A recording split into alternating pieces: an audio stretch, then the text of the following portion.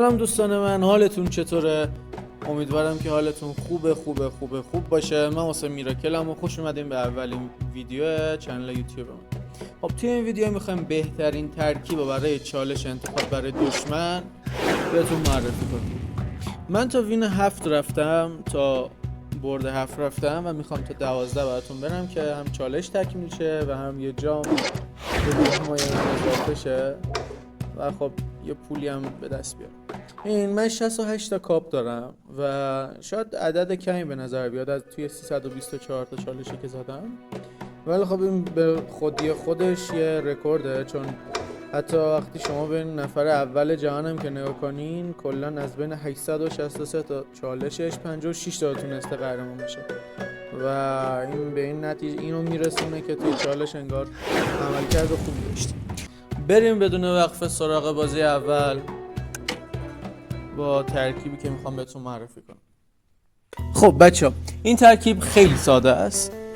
اینطوریه که شما برای اول کار شهر کینتوز رو پاک میکنین، قهرمانی که حذف میکنین شهر کینتوزه. حرفمون کاپش 4402 و انگار با یا نوب طرف نیستیم.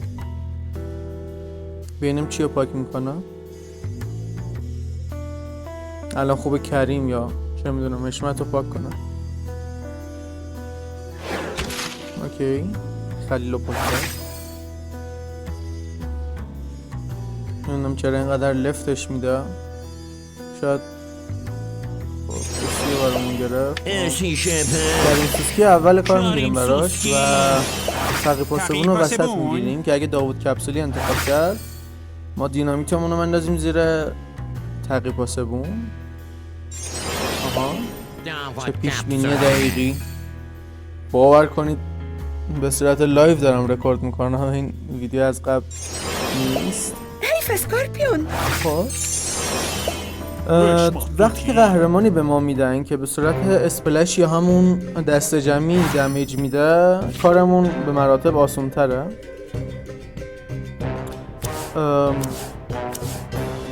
دلیلش هم اینه که جون این قهرمان ها خیلی زیاد نیست، خیلی جون زیادی ندارن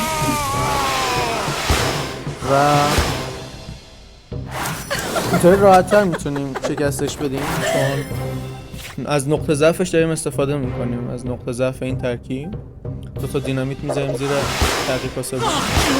چه چسبی؟ حالا که نوع انرژی داریم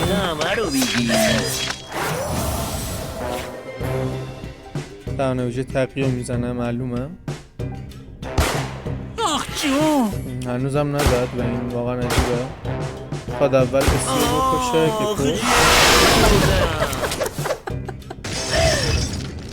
امیدوارم به داوود نخوره. حالا تمونه هی کار نمیخوام بزنم واقعا. آها، و خب بازی رو بردیم. از همین الان برنده بازی مشخص شد.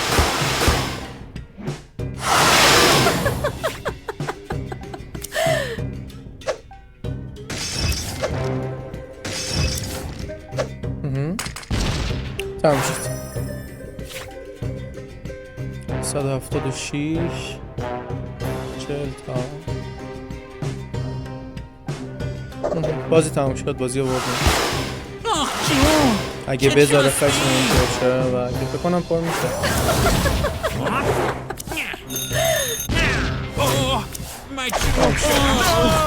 این از وین 8مون. بریم سراغ وین بعدی. این ترکیب واقعا چیز خاصی نداره، به نظر من خیلی ترکیب آسونیه و شما میتونید حتی مقابل اونایی که کاپشون خیلی بالاست از این ترکیب استفاده کنید و لازم نیست از کسی بترسیم. قراره به راحتی اونا شکست بدیم.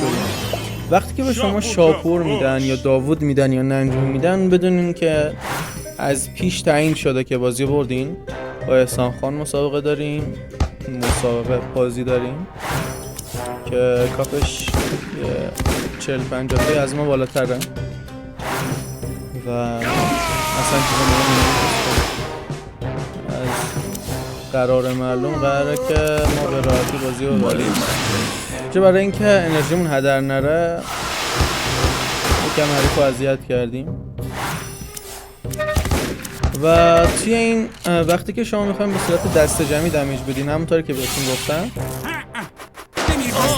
خیلی داره نوب بازی در میاره. حتما باید ساسان رو باید میپشت. الان کلی دمیج میتونست بده و الان نداده و این به ضررشه.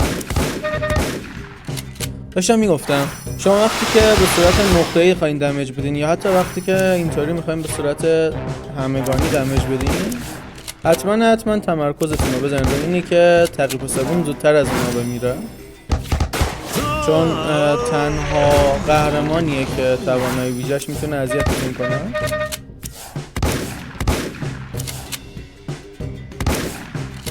و فکر میکنم که تمام شد بازی. از معلوم بازی بردیم. خب این کارش بیفایده است کاملا. خدا نگهدار احسان خان. بریم برای دست بعدی. واقعا خیلی ایزی. وقتی که این ترکیب رو بلدین واقعا دیگه نیازی نیست بترسین که حریفتون نوب باشه یا پرو پلیر باشه، خیلی بازیش خوب باشه یا کاپش بالا باشه. میدونین که این ترکیب واقعا به نظر من تا این چند سالی که من دارم بازی میکنم واقعا بهترین ترکیب برای این چالشه. خب تموم شد. از همین الان شما میدونین که بازی رو بردین. وقتی که شاپور رو برای شما انتخاب میکنن، اکثر پلیرهای بازی هم این کار رو براتون میکنن، این لطف رو در حقتون میکنن و شاپور رو میذارن آخر کار. حالا خب نمیدونن که برگ بازنده شونه برعکس برگ برنده. با وحید بازی داریم. کاپش تقریبا 4000 3900. خیلی خب همون کار همیشگی انجام میدیم وقتی که بهمون شاپور داده. حریفمون رفت سمت شاپور. اینجا ما چی کار میکنیم؟ یه کاری میکنیم که حریف هدفش رو عوض کنه. عوض نکرد خود چیز جالبیه.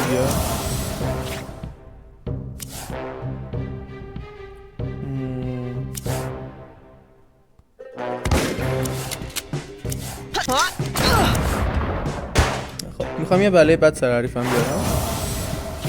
فقط امیدوارم توانایی ویژه تقی به سرمه نخوره. عالی. وقتی که شما سرمه دارین دو تا از بازیکنه حریف زنده موندن، توانایی ویژه‌تون رو میزنین و روی اون یکی تو تیر همون بلوا رو میذارین. اینطوری خب الان کلا مثلا 2 بار میتونه از توانایی دومش استفاده کنه.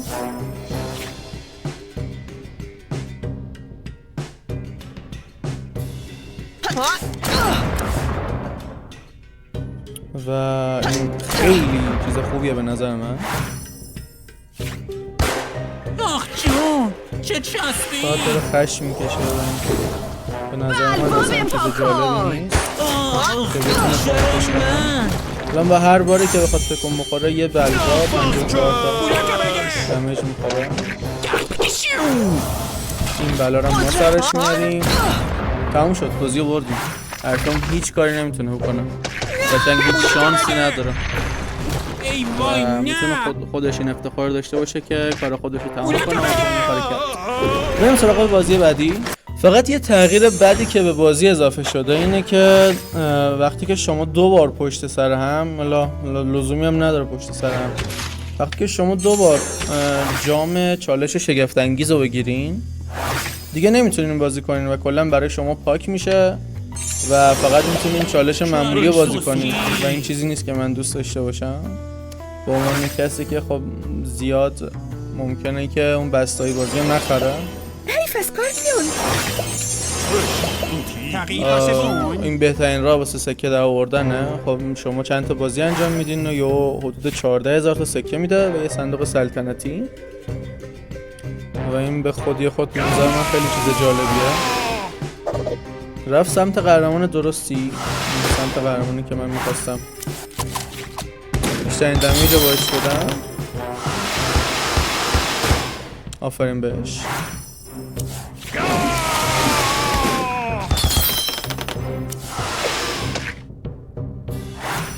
خب فکر کنم این راند منجون رو بکشه که نکش. نه که انرژی داشت. دمیج زیادی دادیم بهش و اینجوری قابل قبوله. خب چه فیزا ندارم بسایم. اینجا بهترین موقع است واسه اینکه توان ویژه حشمت رو بزنیم چون مجبوره بهمون دمیج بده و از طرفی رجزم روی کیفاس و اینطور رجزش پاک میشه.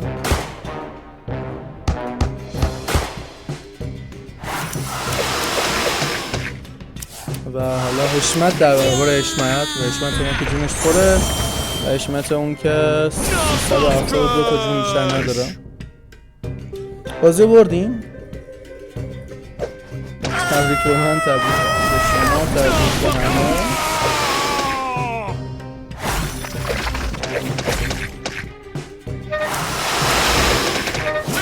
خب تسلیم شد اصلا. بریم سراغ بازی بعدی بدون وقفه. من خیلی با چالش معمولی حال نمی کنم چون از طرفی همون 12 تا بازیه و به شما فکر کنم اولوش 1000 خورده سکه میده و این به نظر من چیز جالبی نیست. ولی خب اگه میخواین میتونید یه چالش معمولی هم بازی کنین چون من بازی میکنم یا روی وین 11 خودمو میبازونم که چالش کامل نشه و بتونم یه بار دیگه بازی کنم تا حداقل یه پولی به دست بیارم. ولی خب هر بار باید 100 تا جم هزینه کنی. اگه بلیط طلایی دارین که بار اول رایگانه چالش شگفت انگیز و باره بعد باید 100 تا جم بدین. ولی خب اگه بلیط طلایی نداشته باشه یک چیزی که بهتون میخوام نشون بدم اینه که وقتی که براتون خلیل رو انتخاب میکنم و شما برای حریف قهرمان ضدی مثل قبرکن انتخاب نکردین یه قهرمانی انتخاب کنین که 3 انرژی داشته باشه توانی اولش حتی و بالاتر چون خلیل ضد همچین ترکیباییه. یعنی مثلا الان نمیدونم میخواد چی کار کنه. حریفمون واقعا بازیش خوبه. بهترین کاری که میشد کرد خب بهترین کاری که میشد کرد همین بود.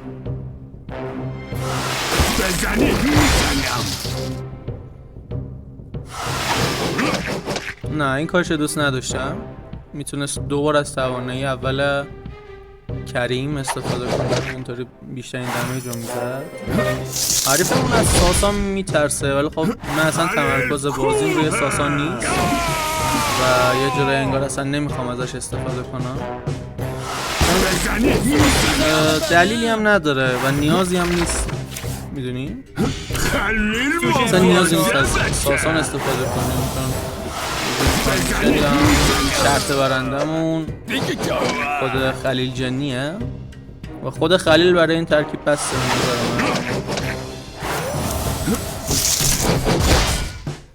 بذارین از شر کریمش خلاص بشیم. به نظر من کار درستری که میتونست انجام بده اینه که توان ویژه کریم رو میزد چون توان ویژه کریم از کار خلیل رد میشه. سفر رو زد وقتی که خلیل جنی جلوتونه و شما کارتی ندارین که از خلیل رد شه مثل توانایی اول قبرکن و زینت یا حتی توان دوم تورج که یه جورایی ضد خلیل حساب میشن. اینه که هر دور فقط یکی از این تبراشو بزنین تا دور بعد بتونن خیلی راحت حریفو شکست بدیم و دور بعد بتونین با یه دونه آسیب به خلیل کارتون انجام بدین و هر کدوم از کارتایی که خواستین و هر کدوم از قهرماناش دمیج بدین و حتی بکشین. اینکه یه رجز میزنه و یه دونه چاقو پرت میکنه درسته ولی اینکه دومی هم میزنه اشتباهه به نظر من. کریمشو کلا بکشین از دست کریم خلاص بشین. فقط اگه توانایی ویژه شعبون به خلیل نخوره عالی